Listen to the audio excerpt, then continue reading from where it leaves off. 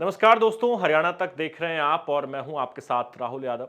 आज के हमारे इस वीडियो में हमारे साथ जुड़े हैं एनजेपी हरियाणा के संपादक महेश वैद जी और उनके साथ खास चर्चा करेंगे। मुद्दा है जो दक्षिणी हरियाणा, खासकर अहीरवाल की राजनीति में इतने दिनों से आप देख रहे हैं कि एक बयानबाजियों का दौर चला है और इसमें कोई भी जो है वो मतलब ढील नहीं दे रहा है। चाहे तो आप किसी बड़े नेता को ले लीजिए या फिर आप उनके सिपह सलारों को ले लीजिए। तमाम जो लोग हैं वो अब एक दूसरे पर खुलकर बयानबाजी कर रहे हैं और भारतीय जनता पार्टी के अंदर ये सब कुछ हो रहा है। तो महेश जी से समझने की कोशिश करेंगे कि आखिर इसके पीछे की स्क्रिप्ट क्या है, क्यों ये चीजें हो रही हैं, कैसे इनकी शुरुआत हुई और भविष्य की जो राजनीति है उसको इन चीजों से क्या दिशा मिलेगी। तो महेश जी, स्वागत है आपका हरियाणा तक पे। और सबसे पहला मेरा सवाल आपसे ये है कि ये जो बखेड़ा आप देख रहे हैं, एक साल डेढ़ साल लगभग बीत गया था चुनाव का, सब बढ़िया चल रहा था, तीसरी बार भाजपा की सरकार बन गई। लेकिन नया साल शुरू होते ही अचानक ये बयानबाजियां शुरू होती हैं और अब जो है नेता चुप होने का नाम नहीं ले रहे हैं। राहुल जी, सब कुछ अचानक नहीं हुआ है। अगर हम हम्म। थोड़ा गहराई में देखें, थोड़ा अतीत से बात करें, तो हम्म। रामपुरा हाउस के विरुद्ध एक शक्ति लगातार सक्रिय रहती है। वो हम्म। एक शक्ति इंडिविजुअल नहीं होती, एक शक्ति हम्म। के विरोध में कई शक्तियां रहती है सामने। यानी कि रामपुरा हाउस के जो राव हैं, राव इंद्रजीत हैं, अब इस समय, पहले राव वीरेंद्र थे, हम्म। राव इंद्रजीत है, उनको घेरने के लिए कई शक्तियां एक साथ काम करती है। उसकी वजह यह है कि राव इंद्रजीत सिंह का प्रभाव थोड़ा व्यापक है और हम्म। हम ये कह सकते हैं कि 11 से 15 विधानसभा सीटों पर उनका सीधा असर है। जबकि दूसरे नेता हैं, वो किसी का 2 विधानसभा क्षेत्रों में है, किसी का 3 विधानसभा क्षेत्रों में है और अधिकांश का एक एक विधानसभा क्षेत्रों में अपना प्रभाव है। तो इसके हम्म। कारण एक बड़ा गैप है। इस समय जो ये हम्म। लड़ाई जो शुरू हुई है, इसके पीछे अगर हम कम शब्दों में कहें तो यह वर्चस्व की जंग है। यह उम्मीद की हम्म। जा रही है कि राव इंद्रजीत सिंह बूढ़े हो रहे हैं और राव हम्म। इंद्रजीत सिंह ने जैसे रिटायरमेंट की बात पहले कह दी थी कि शायद मैं अगला चुनाव नहीं लड़ूं, लेकिन अब हम्म। जैसे उन्होंने ये कहना शुरू किया है कि वह अगला चुनाव लड़ेंगे, वह अगला चुनाव लड़ेंगे, 2029 में चुनाव मैदान में हो सकते हैं, पार्टी चाहेगी, तो उसके हम्म। बाद में लगातार एक के बाद एक वो नेता सभी सक्रिय हो गए जिन्हें राव इंद्रजीत सिंह विरोधी माना जाता है। इस समय हम राव मतलब। नरवीर सिंह का उदाहरण दे सकते हैं, डॉक्टर अभय सिंह हम्म। यादव का उदाहरण दे सकते हैं। तो राव हम्म। नरवीर सिंह और डॉक्टर अभय सिंह दोनों ही हम्म। वर्चस्व के लिए ये लड़ाई लड़ रहे हैं। उनको ऐसा लगता है कि राव इंद्रजीत सिंह उम्र के उस दौर में है कि अगर इस समय उन्होंने सक्रियता नहीं दिखाई तो राव इंद्रजीत सिंह की जो विरासत है, राव वीरेंद्र सिंह की जो विरासत है, वह फिर से कहीं आरती राव के हाथों में न चली जाए। इस समय अहीरवाल का एक बड़ा नेता बनने के लिए दोनों के बीच एक तरह से जंग है। हम ये कह सकते हैं राव नरवीर सिंह भी चाहते हैं यही और राव अभय सिंह भी चाहते हैं और जनता के बीच ये मैसेज देना चाहते हैं कि वह राव इंद्रजीत सिंह से अच्छे विकल्प हो सकते हैं, यही संदेश देना चाह रहे हैं। इसीलिए ये वर्चस्व की जंग शुरू हुई है। जो महेश जी, इसमें समझना मैं ये भी चाहूंगा कि राव इंद्रजीत सिंह की जो मास अपील है इस इलाके में, उसका तो ये बाकी जो नेता है वो कहीं उसमें ठहरते नहीं है उनके मुकाबले में। तो क्या मतलब राव अभय सिंह जो हैं, डॉक्टर अभय सिंह यादव और राव नरबीर सिंह को तो चलो उनकी तो पुरानी अदावत है, परिवार दोनों आपस में लड़ते आए हैं। लेकिन डॉक्टर अभय सिंह यादव की क्या भूमिका आप इस पूरे खेल में देखते हैं?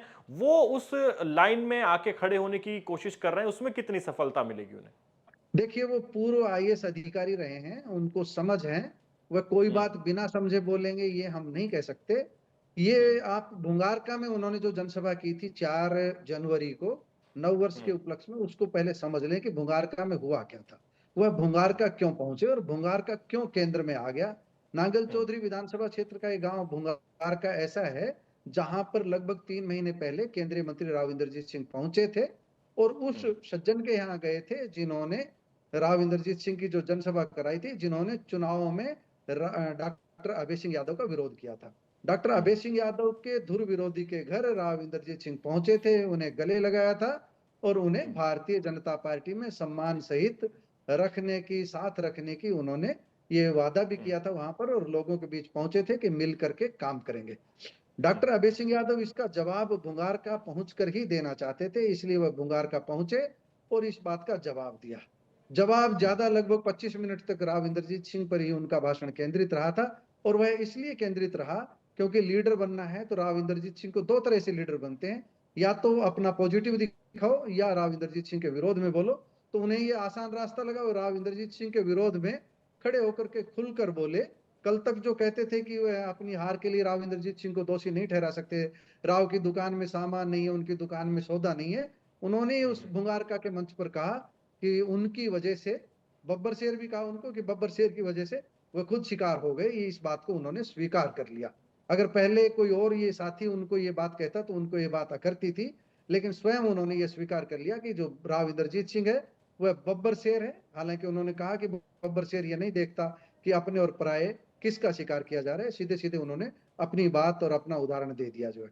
तो एक तरह से हम कह सकते हैं कि राव अभय सिंह ने सोच समझ करके ये बातें कही है, इसलिए कही है ताकि उनकी चर्चा हो। अभी हम चर्चा कर रहे हैं ना, तो राव अभय सिंह ने खोया नहीं है, राव अभय सिंह ने पाया है। डॉक्टर अभय सिंह को लगा है कि राव इंद्रजीत सिंह को जवाब दे करके वह अपनी जो स्वीकार्यता है जनता के बीच वो बढ़ाएंगे।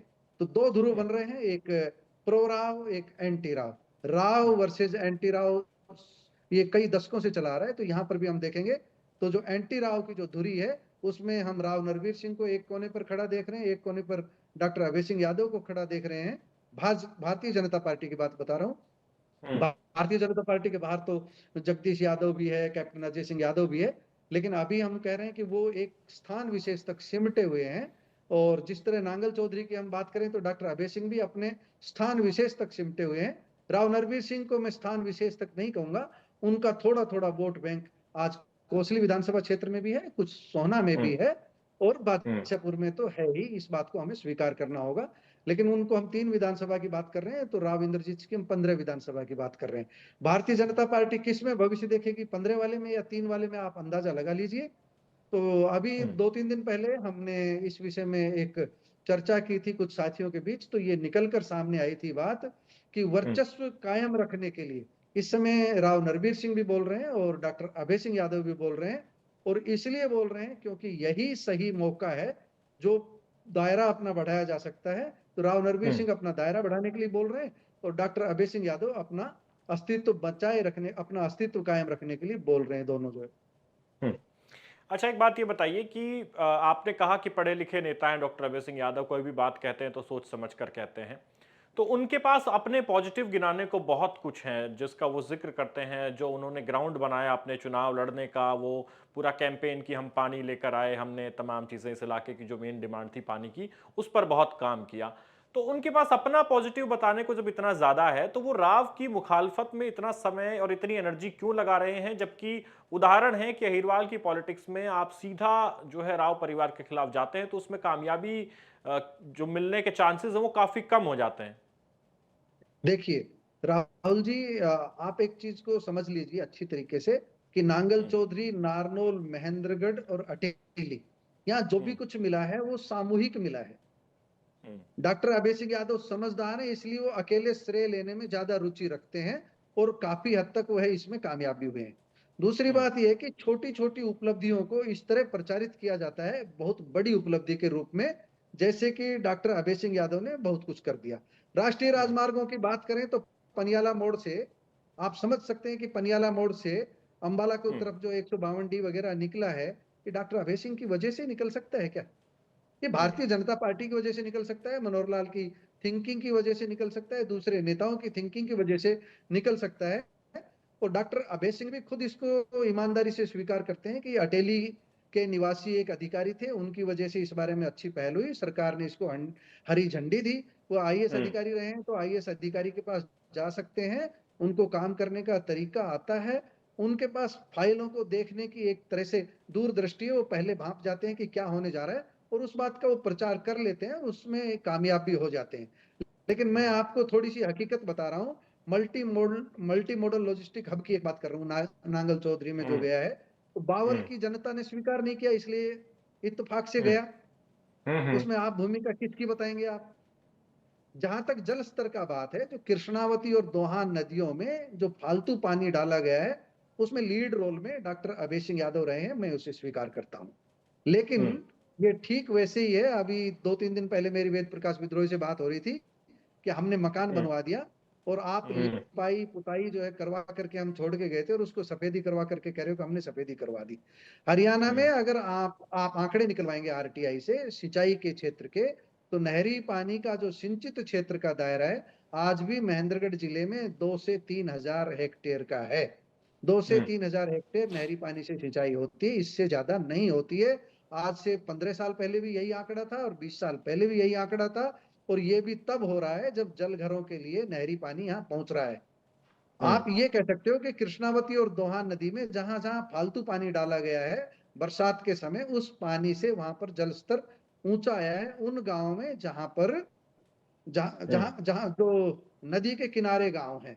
तो इसका हम्म। श्रेय निश्चित रूप से डॉक्टर अभय सिंह यादव को दिया जाएगा, रामविलास शर्मा को हम्म। दिया जाएगा, ओम प्रकाश हम्म। यादव को दिया जाएगा। और मनोहर लाल के पास जो प्रोजेक्ट लेकर के गए, मनोहर लाल को जो ये प्रोजेक्ट सौंपा, इसलिए डॉक्टर अभय सिंह यादव को भी इसका श्रेय दिया जाएगा। लेकिन हम ये कह सकते हैं कि राव इंद्रजीत सिंह ने इस बारे में पहल की थी। जो 143 करोड़ की योजना की बात होती है, आपने सुना हम्म। होगा जेएलएन कैनाल का जो सिस्टम था हम्म। 33-35 साल पुराना, उसको दुरुस्त हम्म। करवाया गया था। हम्म। 143 करोड़ की जो योजना थी, उसका जो शिलान्यास का आप पट देखेंगे उस योजना के शुभारंभ का, उस पर डॉक्टर अभय सिंह का नाम नहीं है, उस पर ओम प्रकाश यादव का नाम है, उस पर राव इंद्रजीत सिंह का नाम है, और वो मनोहर हम्म। लाल की देन है। मैं निश्चित रूप से ये कह सकता हूँ कि जो महेंद्रगढ़ जिले के जो सभी विधायक थे, उन सबके प्रयास से ये काम हुआ है, इसमें कोई दो राय नहीं है। लेकिन ये काम इतना बड़ा नहीं है जिसको आप जिस रूप में प्रचारित कर रहे हैं। वहां पर आसपास के हम्म। गांवों को निश्चित रूप से लाभ हुआ है, लेकिन हमें नहरी पानी अधिक नहीं मिला है। आप आरटीआई से कभी निकलवाएंगे तो अपने आप सरकार बता देगी कि कहाँ कितना जल स्तर बढ़ा है और कितने आंकड़े मिले हैं जो वो, और कितने मीटर पानी ऊपर या नीचे गया है, आपको सही तस्वीर अपने आप पता लग जाएगी।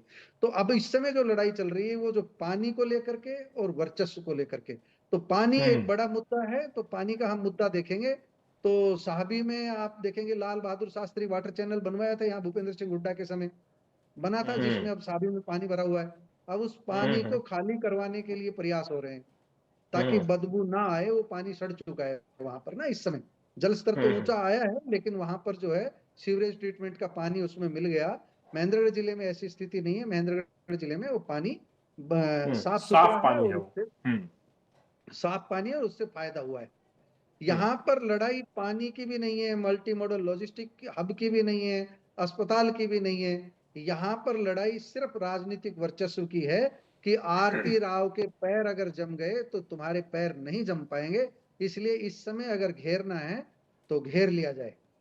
तो हम्म। इस समय ये ले- सारा का सारा प्रयास ये हो रहा है कि राव इंद्रजीत सिंह की बेटी को राजनीति में आगे न आने दिया जाए। अगर राजनीति में आगे आ गई तो पहले राव वीरेंद्र सिंह, फिर उसके बाद राव इंद्रजीत सिंह और उसके बाद आरती राव की जड़ें जम जाएगी और तुम सिर्फ क्षेत्र विशेष के छत्रप बन करके रह जाओगे। और वो भी ऐसे जहां राव परिवार की कृपा से बनना पड़ेगा या हारना पड़ेगा या जीतना पड़ेगा। लेकिन एक परसेप्शन बिल्डिंग का भी बड़ा रोल होता है किसी भी नेता की इमेज को डेंट करने में या उसको इम्प्रूव करने में।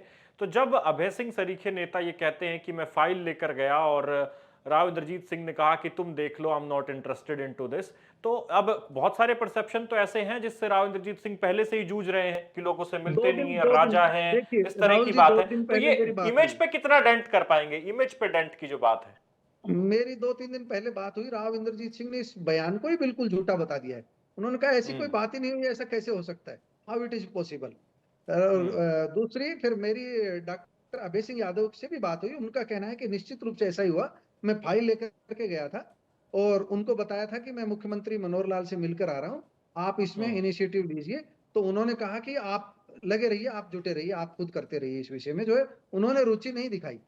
तो मैंने हम्म। उनसे डॉक्टर अभय सिंह से कहा कि राव साहब ने अगर आपको कह भी दिया था कि आप जुटे रहिए तो भी उसमें कहाँ गलत था। तो वो कह रहे थे कि नहीं, रुचि नहीं दिखाई है। और पानी के मुद्दे पर वो पोस्ट कार्ड को लेकर के एक विशेष मजाक बनाते हैं, हम्म। बहुत सारा मजाक बनाते हैं सोशल मीडिया में। जो कोई इस तरह की बात लिखता है उसका भी मजाक बढ़ाते हैं, मजाक हम्म। उड़ाते हैं। मेरा कहने का मतलब है कि जल प्रबंधन रैली आपको याद हो नांगल चौधरी में राव इंद्रजीत सिंह ने कांग्रेस में मंत्री रहते हुए की थी, और सीधा सीधा ये कहा था कि हमें पानी का हक चाहिए। और सुप्रीम कोर्ट में जो पेंडिंग था, राष्ट्रपति ने रेफरेंस मांगा था, रेफरेंस पर जवाब नहीं आया था, तो लेटर हम्म। लिखवाए थे राव इंद्रजीत सिंह के आह्वान पर। 7-8 हम्म। हजार लोगों ने पत्र लिखे थे सुप्रीम कोर्ट में कि हम्म। ताकि उस मामले की सुनवाई हो। मनोहर लाल हम्म। सरकार ने सत्ता में आने के बाद में पैरवी की, उस मामले की सुनवाई हुई, लेकिन फैसला अभी भी अटका हुआ है क्योंकि पंजाब ने वो जो एक तरफा जल समझौता निरस्त किया था, उस पर अमल नहीं हुआ है, आज तक पानी वो नहीं मिला है। SYL का पानी आज तक नहीं मिला है। लेकिन जो मौजूदा पानी हरियाणा को मिल रहा है 1.8 मिलियन एकड़ फीट पानी, उसमें से भी हमें हमारा हिस्सा नहीं मिल रहा है। ये बिल्कुल सच बात है। लेकिन महेश जी, आप इस मैं बात एक को मिनट, जरा अगर समझिए डॉक्टर जो मैं। अभय सिंह यादव या कोई भी दूसरा नेता हम्म 1.1 मिलियन एकड़ फीट पानी में से हम्म तस्वीर साफ कर दे, मैं आंकड़ों सहित बता रहा हूं, फतेहाबाद, हिसार, सिरसा, जो उस साइड के हम्म जिले हैं, उसमें जो नहरी पानी से सिंचित क्षेत्र का आंकड़ा है, तथ्यों के साथ बोल रहा हूं मैं, वो 1 लाख हम्म से 2.5 लाख हेक्टेयर तक का है। जबकि हम्म रेवाड़ी महेंद्रगढ़ में जो आंकड़ा है वो 2000 से 4000 हेक्टेयर का है। ये आंकड़ा, ये तस्वीर है। अगर इस तस्वीर में रंग भरते, भारतीय जनता पार्टी इस तस्वीर में रंग भरती, तो ज्यादा स्थिति बेहतर हो सकती थी। रेवाड़ी महेंद्रगढ़ का देखेंगे तो 2000 हेक्टेयर के आसपास है दोनों जिलों का, और वहां पर मैं बता रहा हूँ 1 लाख हेक्टेयर से ज्यादा है। तो तस्वीर तो ये है असली। तो जब नहीं, पानी के समुचित बंटवारे की अब बात करते हैं, तो अभी 1 इंच भी गाड़ी आगे नहीं बढ़ी है। देखो, सिर्फ पानी फ्लड का जो पानी फालतू पानी आया गया है, उसके लिए हाँ। मैं डॉक्टर अभय सिंह यादव का जो प्रयास है, उसकी सराहना कर रहा हूं। और दूसरे हम्म जो नेता है उनकी भी सराहना कर रहा हूं। मैं अकेले डॉक्टर अभय सिंह यादव को श्रेय नहीं दे रहा। मनोहर लाल ने इस दिशा में बहुत अच्छा काम किया था, इसलिए मनोहर लाल को इसका श्रेय दिया जाना चाहिए। लेकिन मनोहर लाल हम्म कैप्टन थे, और कैप्टन के पास पैरवी करने वाले डॉक्टर अभय सिंह थे, इसलिए उनका श्रेय नहीं छीन रहा मैं। हम्म। लेकिन मैं ये कह रहा हूँ कि पानी वाली लड़ाई और इस सबको छोड़ दिया, असल जड़ तो राजनीति और वर्चस्व है इस पूरे कहानी का। अब मैं आपसे ये समझना चाह रहा हूँ कि जब डॉक्टर अभय सिंह यादव खड़े होकर ये कहते हैं कि बब्बर शेर हैं, अपनों का ही शिकार कर लेते हैं, अपना पराया नहीं देखते हैं, और क्या अहिरवाल के लोगों को ये सोचना नहीं चाहिए कि एक ही परिवार की जेब में इस इलाके की राजनीति रखी हुई है क्या? और फिर राव इंद्रजीत सिंह को अब मंचों से ये कहना पड़ रहा है कि लोग मुझे राजा क्यों कहते हैं। तो वो इमेज पर डेंट तो कहीं ना कहीं मुझे लग रहा है कि राव साहब को भी फील हो रहा है कि भाई ये कहीं जनता के बीच में ये उस तरह का परसेप्शन क्रिएट ना हो जाए, तो वो सफाइयां दे रहे हैं। देखिए, मैं तो फील्ड का आदमी हूँ, फील्ड में घूमता रहता हूँ। अभी मैं सोली भी गया था, नांगल चौधरी हम्म भी गया, नारनौल भी गया, सब जगह घूम फिर करके आ रहा हूँ। जो राव हम्म इंद्रजीत के समर्थक हैं, वो हम्म डेडिकेटेड है, वो उनमें से अभी डेंट नहीं लगा है। ये बिल्कुल सच बात है। राव हम्म इंद्रजीत के विरोधी हैं, वो विरोधियों का जब ध्रुवीकरण होता है तो राव बैकफुट पर चले जाते हैं। मैंने एक हम्म एग्जाम्पल आपको दे रहा हूं। जब 19 और 21 की लड़ाई होती है, जैसे दो हम्म पार्टियों के बीच 2024 का चुनाव था, बराबर का हम्म मुकाबला था। अगर राव इंद्रजीत सिंह भारतीय जनता पार्टी में नहीं होते या कांग्रेस में चले जाते, तो भारतीय जनता पार्टी सत्ता में नहीं होती। ये बिल्कुल सत्य बात है। हम्म आप ये अंदाजा लगा लीजिए कि डॉक्टर अभय सिंह यादव से हम कैसे तुलना कर सकते हैं कि डॉक्टर अभय सिंह यादव एक नांगल चौधरी में सीमित है, राव इंद्रजीत सिंह है उनका बड़ा दायरा है। लेकिन नांगल हम्म। चौधरी में डॉक्टर अभय सिंह यादव ने राव इंद्रजीत के विरोध के बावजूद अपनी जगह बनाई है। हमें इसे स्वीकार करना चाहिए। लेकिन जब बात मैसेजिंग की आती है तो राव इंद्रजीत सिंह को आज मंच से ये क्यों कहना पड़ रहा है कि लोग मुझे राजा क्यों कहते हैं? वो क्यों क्लेरिफाई कर रहे हैं? पहली बार नहीं कहा है, उन्होंने कई बार ये बात कही है। और विरोधियों हम्म को जो ये बातें लेकर के आते हैं, वो जानबूझ करके लेकर के आते हैं, ताकि जो ये आरती राव ने अभी कुछ दिन पहले एक बात कही थी कि लोग वायरल होने के लिए, अपना अस्तित्व बचाए रखने के लिए, अपना अस्तित्व बढ़ाने के लिए भी ऐसा करते हम्म हैं। मैं राव नरवीर सिंह हम्म के मामले में, अभय सिंह मामले, डॉक्टर अभय सिंह यादव के मामले में इस तरह की बात को अगर एक बार नहीं भी स्वीकार करूं, तो भी जो इससे निचले स्तर के जो कई नेता हैं, कार्यकर्ता हैं, वह अपना वजन बढ़ाने के लिए आमतौर पर राव इंद्रजीत सिंह पर निशाना साधते रहते हैं। लेकिन आप इस पूरे गणित को कम शब्दों में आप समझ लीजिए। राव इंद्रजीत सिंह इस समय केंद्र में मंत्री है, उनकी हम्म बेटी राज्य में मंत्री है।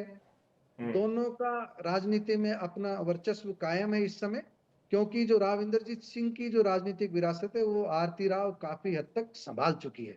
राव इंद्रजीत हम्म सिंह ने जैसे ही 2029 के चुनाव की बात कहनी शुरू की है, इसके साथ ही बाकी जो उनके विरोधी नेता है वो सक्रिय हो गए हैं। लेकिन एक बात आप गौर करेंगे कि राव नरवीर सिंह ने चलाक करके शुरुआत नहीं की थी। एक पत्रकार हम्म साथी ने जब उनसे पूछा था कि 2000, जब एक पत्रकार साथी ने उनसे सवाल किया था, तब राव नरवीर ने कहा था कि वह समय आने पर इसका जवाब देंगे। नहीं, राव नरवीर सिंह ने ये कहा था कि अगर वह विरोध करते तो राव इंद्रजीत इस बार MP नहीं होते। तो उनकी बात हम्म का जवाब जब पत्रकारों ने राव इंद्रजीत सिंह से मांगा, तो राव इंद्रजीत शायद उस समय बात को टालना चाहते थे। उन्होंने कह दिया कि मैं एक बाइट में काम नहीं चलाऊंगा, मैं विस्तार से इसका जवाब दूंगा। और फिर उन्होंने विस्तार से इसका जवाब दिया किसी पत्रकार साथी के साथ बातचीत में। तो उन्होंने जो विस्तार से जवाब दिया वो काफी आक्रामक जवाब था। इस तरह का जवाब आमतौर पर राव इंद्रजीत सिंह नहीं देते। वो विरोधी कुछ कहते रहते हैं और वो चुपचाप अपनी राह पर चलते रहते हैं। लेकिन पहली बार राव इंद्रजीत सिंह ने खुलकर राव नरबीर को भी जवाब दिया, डॉक्टर अभय तो सिंह यादव को भी जवाब दिया। और राव नरबीर सिंह ने ये सोचा कि एक बार अपना जो दायरा जो विरोध का है उसको और थोड़ा बढ़ाया जाए, इसलिए उन्होंने नारनौल पहुंच करके डॉक्टर अभय सिंह यादव के बयान का समर्थन कर दिया कि वे डॉक्टर अभय सिंह यादव ने अपने मन की बात कही है।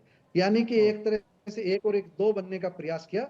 अभी आज उनको आप हम देखेंगे तो एक कोने पर राव नरबीर सिंह है, दूसरे कोने पर डॉक्टर अभय सिंह है, बीच में यहाँ रणधीर सिंह कापड़ीवा से चुप बैठे हैं, लेकिन बीच बीच में राव इंद्रजीत सिंह के खिलाफ बोलते रहते हैं। तो जो हम्म, तस्वीर है हम देखेंगे पूरी की पूरी, तो राव इंद्रजीत विरोधियों की भी फौज है और राव इंद्रजीत समर्थकों की भी फौज है। लेकिन आज भी मेरा व्यक्तिगत मानना है कि राव इंद्रजीत सिंह आगे खड़े हैं और जो उनके छत्रप यहाँ पर जो भारतीय जनता पार्टी के छत्रप जो उनके खिलाफ बोल रहे हैं, उन्हें कहीं ना कहीं केंद्रीय नेतृत्व में किसी मंत्री का उनको आशीर्वाद जरूर मिला हुआ है। वो उनकी बात हम्म, संभाल लेते हैं, इसलिए बोला जा रहा है। मैं एक बड़ी बात कह दूं इसमें, हम ये कह दें हम्म, अलवर के सांसद केंद्रीय मंत्री भूपेंद्र यादव और हम्म, जो मनोहर लाल के चहेते हैं, केंद्रीय मंत्री हम्म, मनोहर लाल के चहेते हैं, ऐसे कई नेता हैं जो राव इंद्रजीत सिंह को कमजोर करना चाहते हैं और उनका पूरा प्रयास रहता है। तो गाए बगाए किसी न किसी बहाने से राव इंद्रजीत सिंह पर निशाना साधते हैं। और राव इंद्रजीत सिंह है वह पूरा का पूरा डटकर मुकाबला कर रहे हैं। इस मुकाबले में आज तक की तो तस्वीर यही है कि रामपुरा हाउस भारी पड़ता रहा है और आगे की हम्म, तस्वीर क्या होगी इसका समय जवाब देगा। हम्म, हम्म, फिलहाल इतना ही हम कह सकते हैं। हम्म। अच्छा, आखिरी सवाल आपसे लूंगा। मैं ये समझना चाह रहा हूं कि इस मामले को ठंडा करने की बजाय जब भी मीडिया का माइक आगे किसी के मुंह के आगे लगता है तो वो नेता एक नई बात ऐड कर देता है। राव नरबीर सिंह ने कल ये फिर ये कह दिया कि ये शायद कल मैंने से पहली बार ये चुनाव शायद हराया कल था। ये शायद कल से नहीं करेंगे। जो बातें पूरी अच्छा। दुनिया जानती है उन बातों को बार बार कह करके ये याद हम्म, दिलाया जा रहा है। जैसे नरबीर ने कहा कि मैं उनको मदद नहीं करता तो चुनाव हार जाते। हम्म, बाद में राव इंद्रजीत सिंह ने उनको जमानत जब्त की याद दिलाई, तो राव नरबीर सिंह हम्म, ने उनको पहला चुनाव हार जाने की याद दिलाई। तो ये जो हम्म, सिलसिला जो चल रहा है बयानों का वो ऐसे ही है ज्यादातर, जो लोगों को पता है। तो लोगों हम्म, ऐसा इनमें अभी तक का एक भी बयान ऐसा नहीं है जो लोगों को नहीं पता है। सिर्फ यही हम्म। लोगों को नहीं पता है कि ये लड़ाई क्यों चल रही है। ये लड़ाई चल रही है वर्चस्व कायम करने के लिए कि अहिरवाल की बेल्ट में किसी तरह हम्म, राव इंद्रजीत सिंह के बाद कौन, इसका हम्म। जवाब दे दिया लेकिन जाए। अभी तो एक बयानों से एक जवाब दे रहे हैं, इसी का प्रयास चल रहा है। एक विश्लेषण इस तरह का भी हो रहा है मीडिया रिपोर्ट्स में कि भारतीय जनता पार्टी चुपचाप आराम से बैठ के मजे लेके चाय की चुस्कियों के साथ देख रही है इस लड़ाई को, और वो चाहते हैं कि आपस में ये हो ताकि कम से कम छत्रप जो है वो खत्म हो और पार्टी से सीधा ये वोट बैंक जुड़ जाए। आप सहमत है इस बात से?